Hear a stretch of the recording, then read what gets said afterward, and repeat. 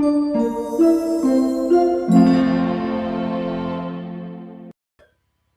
there, welcome. My name is Barnaby Davis. I'm part of the team here at Omnivisto and I will be your host for this on-demand demo.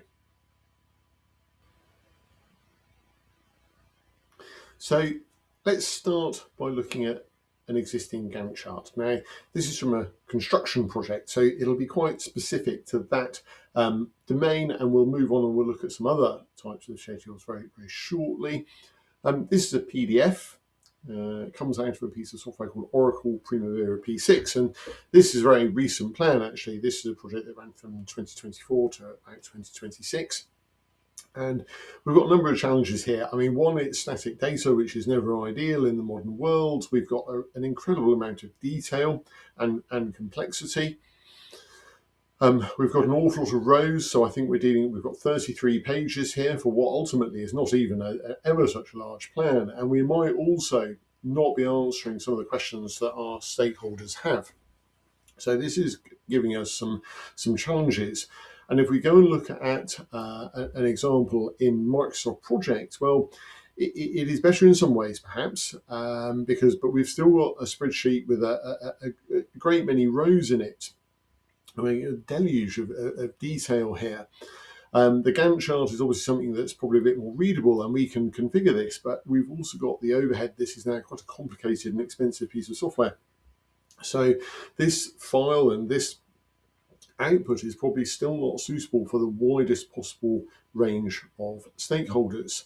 Now, before we move away from this, I just want to draw your attention to a couple of aspects of this plan. So if we just compress this plan down a little bit, we can see that we've got these top level activities of initiating, planning, executing, monitoring and controlling and closing. And we can see that those are also in the timeline up here. Now I want you to just keep those top level tasks in mind, because as we move in to look at how we could visualize this schedule in a different way, we're actually going to revisit those top level tasks. So in Omnivisto, we call this the Vistogram. We're actually in a web browser here, but this is actually Power BI driven. And Omnivisto has a custom visual that is easy to import into Power BI. And we can see those high-level tasks that we've just been looking at in Microsoft Project. It's not just it's not the same as the Microsoft Project Plan. It actually is the Microsoft Project Plan. We just ingest that data directly at source from Microsoft Project or Smartsheet or Primavera P6 and anything really within reason. Now, within the Vistogram, we've got a timeline that starts at the top and works clockwise. We can see we've got some colours pulling through, and those colours are actually rag statuses. Okay, so we can see that initiating is red, and if we see something that's red, we can right-click it, and we can actually drill through. So we might want to know a bit more about it. Now, what we're seeing here is just the data in my test data set that I'm pulling back, and what you pull back might be a reflection of what you have in your PPM or project portfolio management tool or whatever you've got included in your plan or in your data warehouse. But what we're trying to emphasize there is this capability and feature of detail on demand. But again, we've got those very useful pop-ups giving us more information. And if we want to drill into these activities, we just click. And now we're suddenly in the planning task. We've updated our timeline. We're seeing all the tasks in there. We've got a couple of ambers, so that's coming straight off the page at us. We do show the critical path as well. So if I click in here, you'll notice that some of these tasks are actually opaque and some have got a bit of a transparency put on them. Now, we've not shown this quite as well in this plan as we could. But essentially what we've done is we've de-emphasized. We can see that task isn't critical and we've just de-emphasized it a bit. And I think if this was really important, we'd probably de-emphasize that a bit more and make sure that was a bit more visible. But we do show the critical path and we do think that's useful. A feature that's coming is we'll also show progress bars. So it's very, very, very glanceable. If we want to go back up from where we've come, we just click the middle and in 2 clicks, we're back at the start again. We have another useful feature in here in that if we cannot fit everything in, okay, so the Vistogram drills very deep, which is very useful. That's one of the ways that we scale. But if we've got in this monitoring and controlling activity, we've got a bit more than we can show in these 4 tiers. So when we've got that, we show everything that we can, and we cluster the absolute bare minimum. So we'll always try and surface the most information that we can, but we ultimately run out of space and we can't make everything fit. We'll just group it, you just click through, and then everything just works the way you'd expect it to. And if you're a stakeholder for this project interested in what's going on in monitoring and controlling in the week commencing the 17th of November, then you can click in and have a look. But otherwise, you don't get overwhelmed with the detail. That's everything I want to talk about, more or less, about this relatively simple introduction to the Vistogram visual canvas, if you like. We can change the number of tiers down to 2 and all the way up to 10. There is a sort of a sweet spot in there, perhaps of 4, 5 or 6. This is also very good on tablet form factors, iPad or Android, via the Power BI mobile client, which is very good, very polished. And a lot of what we've talked about here is going to set us up for the next visual that we're going to look at, which builds on these capabilities and adds in a few more features.